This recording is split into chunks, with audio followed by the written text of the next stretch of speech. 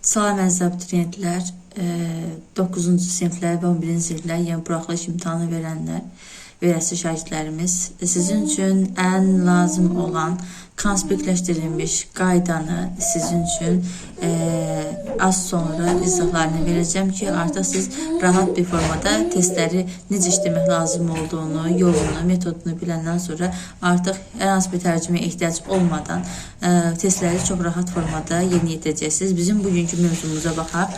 Bizim bugünkü mövzumuz ikinci hissə testindən. Təbii ki, 2023 nəşri üzrə işləyirik. Ancaq 2025-də yəni bu qaydalar dəyişmir, bilirsiniz ki, yəni qaydalar gəlib-geçmiş bir formadır. Interrogative words and sentences, yəni sual cümlələr, sual sözlər və cümlələr, question və sual sözlər. Və bildiyiniz kimi bunlar ta əvvəldən bizim keçdiyimiz bir qaydamız vardı. Əvəzlik mövzusunda orada interrogative pronouns, yəni sual əvəzlikləri həmin mövzu ilə eyni səsləşir və burada artıq orada demədiyimiz əlavələrimizi edəcək. Ondan sonra testlərin izahlarını bir verəcək. Əvvəlcə bir konspekt izah, ondan sonra ona aid, ona uyğun növbəti bir testi izahatını sizə verəcəm. Deməli, birinci mövzumuza başlayırıq. İlk olaraq orada sizə qeyd edeyim. Gəlin ilk olaraq bir əvvəlcə sual sözlər yazaq, onların mənalarını qeyd edək, ardınca həmin sual sözlərin işləmə məqamlarını qeyd edək. İlk öncə qeyd edirik question, words, adından məlumdur, sual, sözlər, sual sözlər. Hansı sual sözləri bilirik? Who şəklində yazılır. Mənası kim? Sual. 2. What?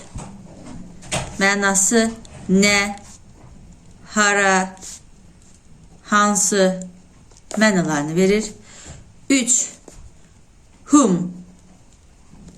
Kimi? Kimə? 4. Which? Hansı? 5. Whose? Kimin? Veya nəyin? Canlı sual verilə bilər burada. 6. Ən çox işlənənlərdən. Why? Niyə? Nə üçün? 7. How? Necə? 8. How-nu qeyd eləmişkən gəlin elə. How many? How much? İkisini bir yerdə qeyd eləyim. How much? Neçə? Nə qədər? Burada how many neçə? How much nə qədər? Və eyni zamanda how much-ın bir ayrıca mənasını da qeyd eləyək. Neçəyədir mənasını verir. Neçəyədir? 9. When? Nə vaxt? 10. Where? Haraya? Və yerdə qan digərlərini bir verəcəm. 11-ci olaraqdan what kind of-u da qeyd edeyim. Çünki əsas izahlarımız bu üzrə aparılacaq. What kind of? Nə cür mənasını, hansı ki sifətin sualı var. Necə, nə cür, hansı? Bu da what kind of məhz nə cür mənasını verir. Tək bir də başlayaq deyək. Who kim, what, nə, hara. Və burada məlum olduğu kimi uşaqlar gördüyünüz kimi who kimdir, what, nə, harası olan cavab verdiyinə görə bu ikisi mübtədaya verilən sualdır və qeyd edirik. Mübtədanın sualı. Mübtədanın sualı.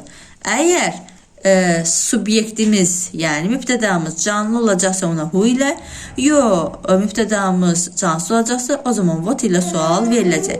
Əvvəlcə who və what haqqında danışaq, sonra sizə digər sual sözlər haqqında da məlumat vermiş olacağım. Qarşısından, daha doğrusu bir qədər aşağıdan həmin hissəni yenidən qeydini aparaq və sizin üçün qısa məlumat verir. üçün biz swapda müraciət edəcəyik. Təbii ki, swapumuzu bilməliyik.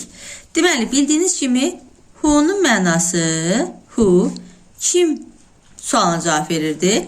What isə nə sualına cavab verirdi? Mübtəda olaraq yazırıq. Mübtəda olaraq. Və uşaqlar, bir şey nəzərə alaq ki, bizim swapdumuz, cümlə quruluşumuz swapped əsasında qurulur. Nə deməkdir? Subject, yəni birinci yerdə gələcək mübtəda plus verb, yəni feil. Mübtəda, baxın, tam açıqlamasına qeyd edirəm, sizin üçün rahat olsun. Mübtəda, üstə gəlsin feil, üstə gəlsin object, yəni tamamlıq. Ardınca preposition, prep söz önü plus time, zaman. Yəni bu əvvəldə də veya cümlənin sonunda gələ bilər. Amma əsas bu subject, verb and object, bunlar üçlü ardıcıllıq bir-birini gözləyir. Əgər cümlədə tamamlıq varsa feildən sonra gələcək. Yox, cümlədə tamamlıq yoxdursa, o zaman feildən sonra digər nitq hissələri işlənmiş olacaq və cümlə üzvləri işlənmiş olacaq təbii ki. Deməli, swap'da bilirik. Subject plus verb plus object plus preposition və time. Who ilə dedik və what ilə cümlənin nəyinə sual verilir? Mübtədasına sual verilir. Və bu zaman mübtədanın yerinə əvəz who, what yazan zaman ardıcıl olaraq cümlənin yeddiqan digər üzvləri ard-arda yazılmalıdır. For example, və belə olacaq. O zaman example keçməmişdən əvvəl konspekti qeyd eləyək. Who, what plus nələr olacaq? Özündən sonra nə gələcək? Have, has, am,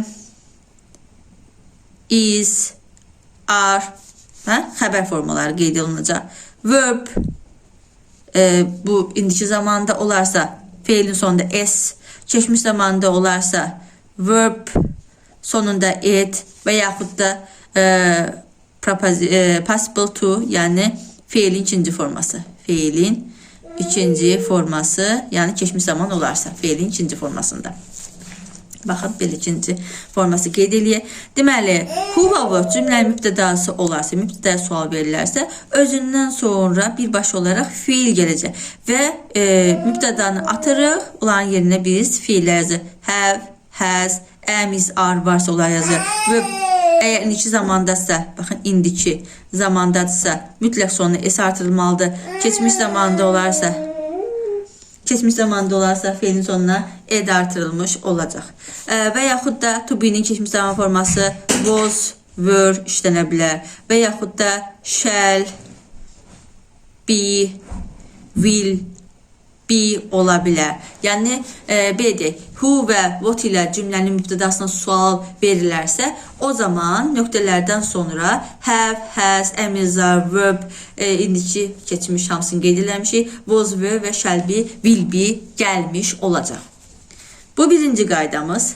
Birinci qaydamızı qeyd edəndən sonra gəlin bir nömrəli testimizə baxaq. Birinci testimizdə belə yazılıbdır. Testin izahatını verək.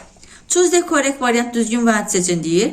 Nöqtə has been signed by the manager. Bu tipli cümlələrdə görürsünüz, has gəlibdir, have, has qeyd eləmişdik burada da. Yəni özündən sonra birbaşa feil gəlibsə, o zaman cümlənin nəyinə sual verilibdir? Mübtədasına, yəni mübtədası düşübdür. Mübtədanın sualı nə edebilir ki? Who və what. Variantlara baxırıq, nə var? What var. Deməli, düzgün cavab burada birincidə D variantıdır. D-ni qeyd elədik. Bir də D. Üzərinə yumurlayaq ki, bizim üçün rahat olsun. Və davam edirik. Keçirik ikinci qaydamıza. İkinci qaydamız nədir? Who'nun eyni zamanda tamamlıq məqamında işlənməsi var. Who əgər tamamlıq məqamında çıxış edərsə, o zaman özündən sonra köməkçi feillər işlənəcək. Yəni, does, did, elə do'nun özü və yaxud da hər hansı bir modal feillər can, must, etc. Bunlar işlənə bilər və nöqtə cümlənin sonunda isə söz önləri işlənəcək. Yəni to, by, about with, for, from, etc. Bunlar gələrsə, o zaman cümlənin başında biz nə yazırıq? Who'dan yazır. Çünki burada who nə məqamında çıxış edir? Gedərik, tamamlıq məqamında çıxış edir və who burada bərabər olur whom-a. Whom mənasını qeyd edirdik ki, ikincidə whom nə deməkdir? Whom kimi, kimə deməkdir, kimi kimə deməkdir və nəyə sual verilir? Canlı tamamlığa sual verilir. Canlı tamamlığa verilən sualdır. Verilən sual. Whom-un düsturu necədir? Whom üstə gəlsin. Burada qeyd edirəm. Köməkçi, baxın burada yuxarıda da who-dazda yazanda burada da qeyd eləməliyəm. Köməkçi feil və izahlara diqqətlə qulaq asarıq. Whom-da da yenə whom üstə gəlsin köməkçi feil. Köməkçi feil nə deməkdir? Yəni biz feilimizə sual verərkən feili birbaşa önə keçirə bilmərik.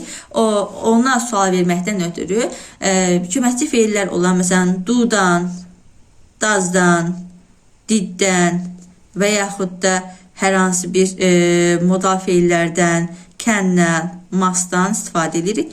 Üzərinə gələcək mübtəda, üstə gələcək feil, üstə gələcək obyekt. Önə keçdikcə burada artıq obyekt işlənməyəcək. Obyekt olmayacaq. Bu whom-un düsturudur. Və indi bir şey də buradan qeyd edək yanından. Who whom-a bərabər olanda qeyd elədik ki, who-dan sonra cümlənin sonunda söz önlər işlənir. Və whom-un who-dan fərqi nədir? Bu söz önləri whom-dan əvvəl işlənir. Yəni olacaq to, by, about, with, for, from. Üstə gəlsin whom ifadəsi. Əgər söz önləri öndə verilibsə, nöqtələr verilibsə, o zaman siz avtomatik whom ifadəsini qeyd etməlisiniz. Bu da belə. Baxın, tək-tək izahatları bu formada verdik. İndi gəlirik, yəni bizim üçün lazım olan konspektləşdirilmiş hissələrdir. Gəlin bunun haqqında isə testə baxaq. Ondan sonra növbəti qayda ilə davam edəcəm. Ardıcı gedək. 2 nömrəli testə baxır. Choose the correct variant. Düzgün və seçdir. Nöqtə. Did you quarrel with? Cümlənin sonuna baxıram. With var söz önü. With işlənən zaman dedik. Hansı sual söz öndə gələrsə cümlənin sonunda with işlənir. Baxın, yadımıza salırıq bir də. Deməli, to, by, about, with, for, from-la biri gələrsə, o zaman cümlənin başına who-nu yazırıq. Baxaq, düzgün cavab A variantı. Gəldi üçüncüyə. Choose the correct variant. Düzgün variant seçək. Were the trousers made by. Yenə cümlənin sonunda by sözün işlənibdir deyə əvvələ yazırıq who-nu. İzah yəqin ki aydındır. Biraz sürətli gedirəm. Dördüncüdə choose the correct variant. Yenə düzgün variant seçirik. Were the soldiers attacked by. Cümlənin sonunda yenə by sözünün gəlibdir. By sözünün işlənən sual əvəzimiz who.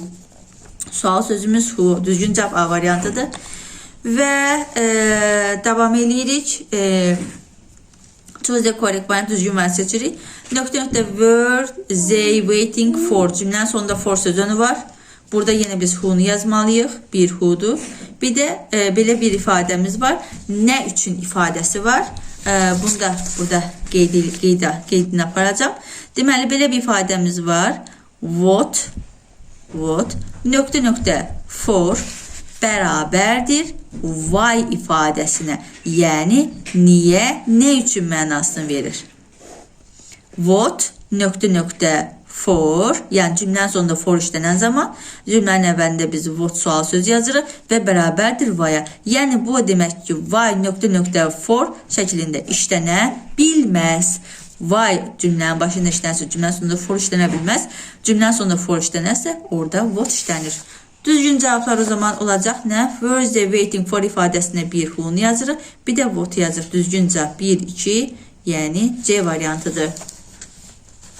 Və gəlirəm 6-cıya. 6-cıya gələn zaman bir qayda izahat gedəcək. Ondan sonra həmin 6 nömrəli tapşırığı da sizin üçün izah etmiş olacağım. Bura qədər yəqin ki bizə aydındır.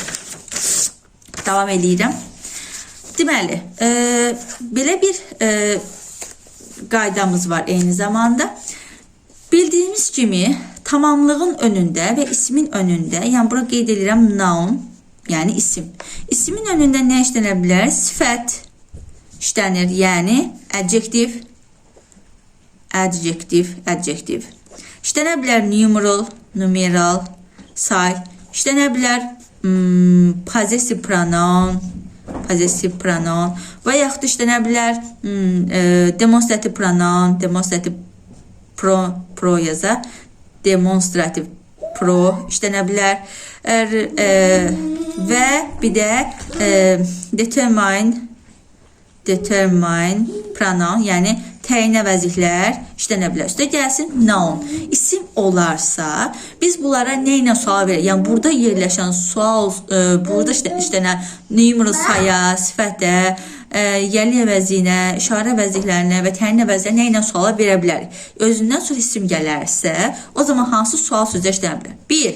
What. What'un hansı mənasını verir? What. Hansı mənasını verir bu zaman? Üstə gəlsin isim. Açıqlığından verir. 2. Whose. Hansı mənanı verir? Kimin. Və yerli əvəzinə sual verilən zaman biz ona whose'dan sual veririk. Üstə gəlsin isim. Növbəti. Which. Hansı mənanı verir? Hansı mənasını verir. Üstə gəlsin isim. Növbəti. What kind of. Üstə gəlsin isim. Hansı mənanı verir? Nə cür mənasını verir. Və davam edirəm. How many, how much. How many üstə gəlsin cəm isim. How much üstə gəlsin sayılmayan tək isim. Sayılmayan tək isim. Deməli, bu ardıcıllıq gözlənilməlidir. Əgər bizim cümləmizdə nöqtə şəklində verilib, nöqtələr şəklində verilib və burada hər hansı bir noun, isim yazılarsa, o zaman bizim üçün işıq yanır, qırmızı işıq yanır ki, hansı sual sözlərdən sonra isim gələ bilər ya və onun niksəsi olaraq isim olduğunu bilməliyik birinci növbədə. Əgər cümləmizdə isim varsa, nöqtələrdən sonra isim gəlibsə, o zaman biz cümlənin əvvəlinə what yaza bilərik, whose yaza bilərik, which yaza bilərik, what kind of yaza bilərik, how many və how much'dan birini qeyd edə bilərik. Və bunlardan sonra, yəni isimdən sonra cümlədə təbii ki, burada köməkçi feil, üstə gəlsin mübtəda, xəbər öz yerində davam edəcək. Gəlin indi testə baxalım. Bu konspektdən sonra testimizə baxalım. Alt nömrə testə baxıram. Alt nömrə testə. Choose the correct variant, düzgün variant seçirik. Nöqtə computer do you usually use. Görürsünüz nöqtələrdən sonra computer sözü gəlib. Computer nə? Computer isimdir.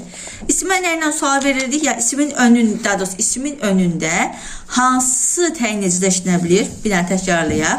Deməli onun önündə numeral say gələ bilər, sifət gələ bilər, preposition gələ bilər, possessive pronoun yerli əvəzlik gələ bilər, demonstrative pronoun işarə əvəzliklər və determinant, yəni təyin əvəzliklər işlənə bilər. Bəs isimə önündə gələn bu təyinlərə nə ilə sual verilir? What ilə, whose ilə, which ilə, what kind of ilə, how many və how much ilə. İndi baxaq, görək hansı verilib? Why olmaz, who olmaz, whom olmaz, how olmaz, amma whose kimin olar. Düzgün cavab Y variantıdır. Və növbəti suala keçməmişdən öncə sizə bir şey də qeyd edəcəm, əziz abituriyentlər. Bunları artıq biləndən sonra sizin üçün test işləmək çox rahat olacaq. Harda ki, nöqtələrdən sonra of sözünün üstə gəlsin isim gəlibsə, ingilis dilində yeganə sual əvəzliyi which'tir ki, isimə of ilə bağlanır. Yəni, düstur necə olacaq? Which plus of plus isim. Burada təkdə də və ya cəmdə də ola bilər. İndi baxağın, gəlin baxağın.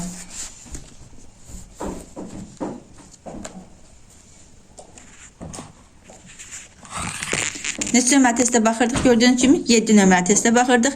Of the girls made a journey to France. Bu ifadə görürsünüz, isimə of-la bağlanıbdır. Deməli, düzgün cavab which'dir. Və gəldik digərlərinə. Choose the correct variant, düzgün variant seçmək lazımdır.